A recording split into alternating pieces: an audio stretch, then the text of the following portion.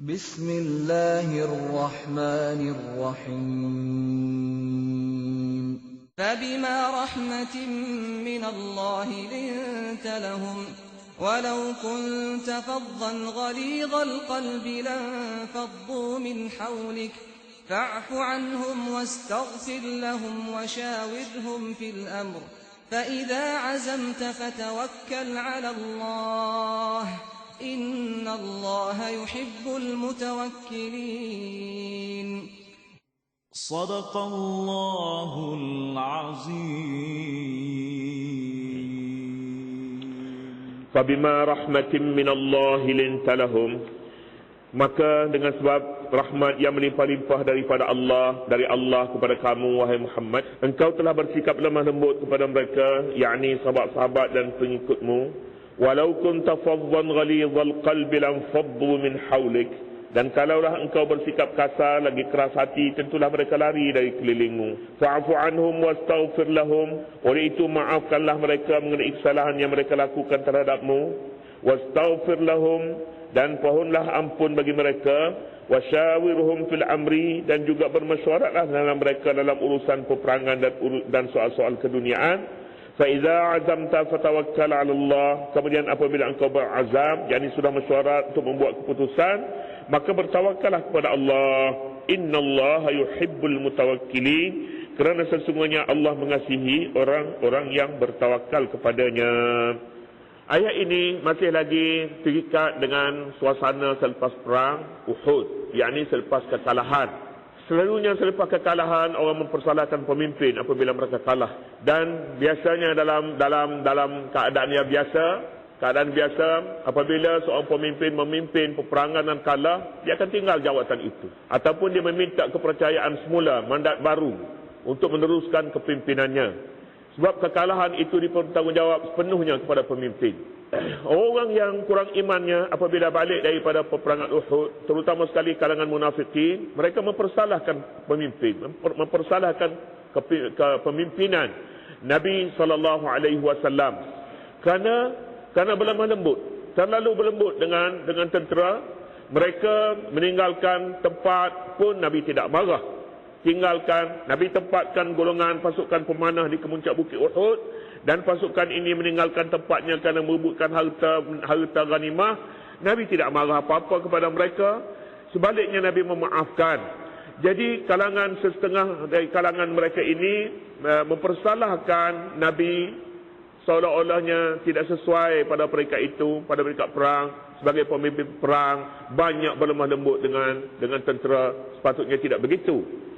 Sedangkan ayat ini mempertahankan lemah lembut yang ada pada Nabi SAW itu adalah anugerah Allah Subhanahu wa taala. Fabima rahmatin minallahi linta lahum, maka kerana rahmat Allah yang Tuhan berikan kepada Nabi Muhammad itulah Nabi Muhammad berlemah lembut.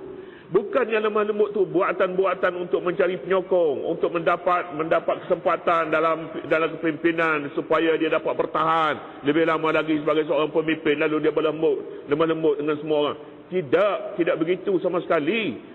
Nabi SAW berlemah lembut bima rahmatin, yakni birahmatin min Allah, kerana rahmat daripada Allah. Memang Allah suruh supaya Nabi berlemah lembut. Nabi tidak salah berlemah lembut dalam peperangan itu.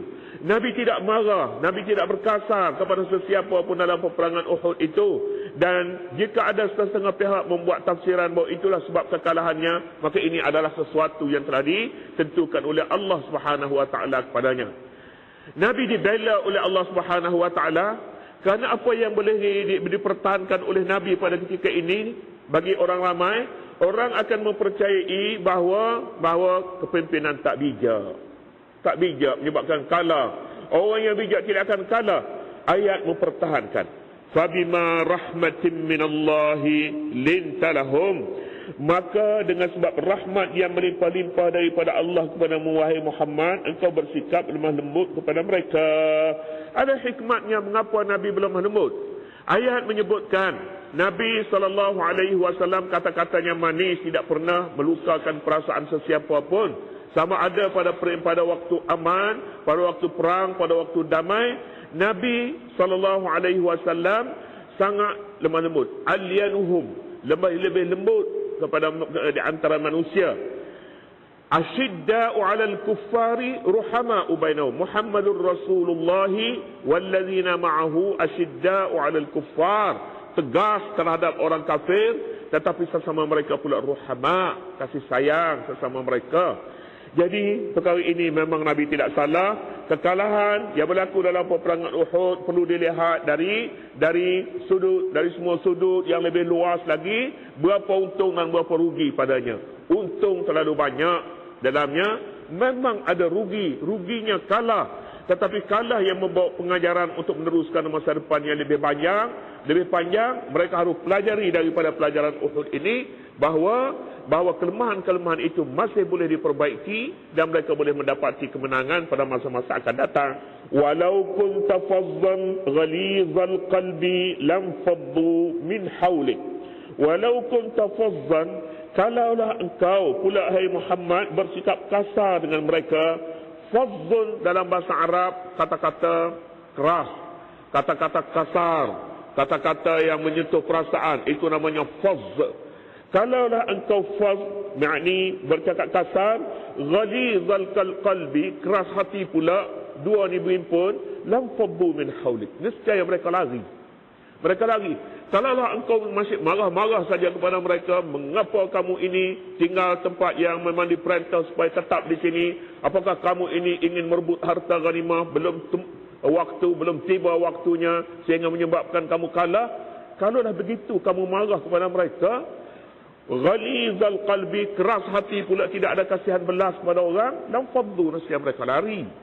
Kamu tahu bahawa tentera-tentera ini walaupun kalah, tapi mereka bawa balik luka-luka pada badan mereka. Mereka ini kalah, tetapi nyawa kaum kerabat dan saudara mereka terkorban dalam peperangan itu. Pada ketika ini tidak ada gunanya marah-marah lagi, tidak ada gunanya meletakkan kesalahan itu pada orang lain, kerana mereka telah membuktikan bahawa mereka telah berjuang, mereka telah berperang. Apa natijahnya kalaulah kamu ini hatinya keras, tidak kasihan belas, dan tidak pula menggunakan kata-kata yang manis dan lemah lembut? Lam faddu min hawlik, mesti mereka lari. Sekarang mereka sudah masuk. Mereka sebagai manusia ada kelemahannya, ada kekuatan, ada kelemahannya. Perlu dinilai kekuatan yang ada pada mereka, keberanian yang ada pada mereka sekalipun kalah. Jadi kalaulah semuanya tidak dinilai, mesti mereka lari. Dan untuk mendapatkan penyokong-penyokong yang lain pula, kamu akan memulakan daripada awal. Jadi ini merugikan perjuangan. Lam faddu min hawlika, nescaya mereka lari min hawlika, daripada kelilingmu. Allah Subhanahu wa taala mengajar Nabi sepenuhnya supaya menilai. Lemah lembut memang pun sifat yang telah diatur oleh Allah Subhanahu wa taala. Lemah lembut tidak merugikan Nabi. Sebaliknya, jika Nabi bersikap kasar sebagai seorang pemimpin tentera asyik perang saja, waktu kalah pun perang sama sendiri pula, waktu sebelum ini perang dengan musuh, selepas kalah perang sama sendiri, kamu rugi. Jadi apa yang harus dilakukan oleh Nabi selepas daripada kekalahan dalam peperangan ini? Allah menyatakan satu demi satu. Walau kunta fazzan, kalaulah engkau fazzan, keras bicara, keras kata-kata, ghalizal qalbi, keras hati pula, lam faddu min hawlika, nescaya mereka lari dari kelilingmu. Ayat mengajar pemimpin seperti Nabi. Ayat juga mengajar pendakwah tidak seharusnya menggunakan kata-kata kasar, kata-kata yang boleh menyinggung perasaan. Namanya fazzun, bukan pendakwah namanya. Lagi pula pendakwah ini selain daripada kata-katanya manis, bahasanya mesti betul, bercakap. Kadang-kadang orang dengar ceramah bahasa Melayu tak berapa betul. Tak betul. Pun orang tak suka, tidak ada kena-mengena dengan dakwah. Tapi bahasa yang diguna tidak begitu baik umpamanya. Bahasa yang baik boleh membantu untuk mendekatkan orang yang jauh. Orang yang jauh. Ghalizal qalbi, keras hati pula. Keras hati maknanya tidak ada rahmah dan kasih sayang, tidak bertolak ansur, tidak lapang dada, nescaya mereka lari darimu. Kerja-kerja dakwah tidak akan berjalan. Jadi tidak akan berjaya. Oleh kerana itu Nabi dinyatakan ini secara tidak langsung, secara namanya mafhum mukhalafahnya. Mafhum mukhalafah, Nabi seorang yang lemah lembut bicaranya, bahasanya dan tindakannya. fa'fu anhum wastaghfir lahum. Maka maafkanlah kepada mereka. Maafkanlah. Mereka memang salah, mereka tinggal ke puncak bukit, golongan pasukan pemana. Kalangan mereka ada yang separuh jalan keluar, kemudian mereka balik. Dan ada yang selain daripada itu, hati mereka tertanya-tanya berapa akan dapat daripada harta rampasan perang. Memang ini kelemahan-kelemahan.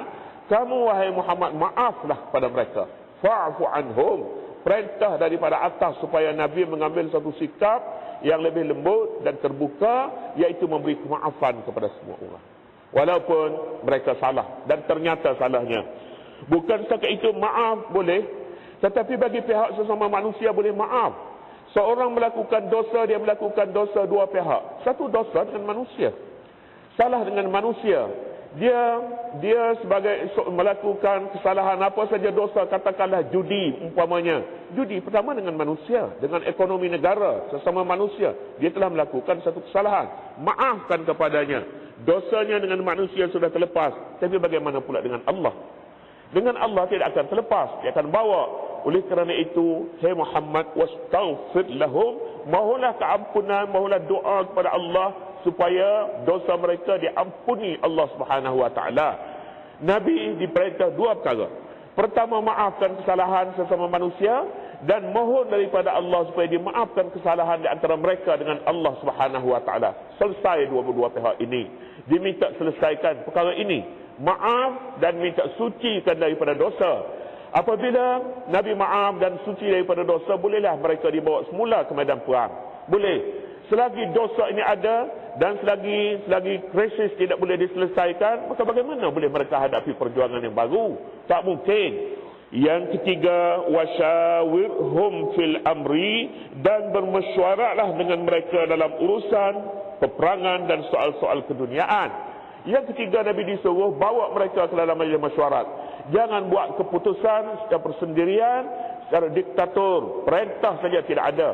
Bawa mereka ke dalam peperangan, ke dalam mesyuarat, dan ini satu kekuatan. Kekuatannya mesyuarat yang ada pada mesyuarat, selain daripada maaf dan tidak marah-marah, tidak marah-marah, anda membawa mesyuarat mereka, artinya mereka dikumpul untuk diambil sesuatu yang paling mahal pada mereka. Yang paling pada mahal pada mereka ialah akal mereka. Mesyuarat adalah masa mengutip segala buah fikiran yang ada di kalangan orang yang mempunyai akal fikiran. Mesyuarat bukanlah sesuatu perkara yang boleh dibuang dan hanya berupa perkara yang tidak banyak yang buang masa. Tidak buang masa. Pengerusi, pihak yang membawa mereka ke dalam mesyuarat ini, pada ketika itu dia mengutip fikiran orang ramai yang tidak ada padanya. Oleh itu pihak yang mengendalikan mesyuarat seharusnya menggunakan peluang mesyuarat dengan sebaik-baiknya. Selalunya dalam mesyuarat, apabila mesyuarat tidak dikendalikan dengan baik, mengapa? Kerana ada marah-marah.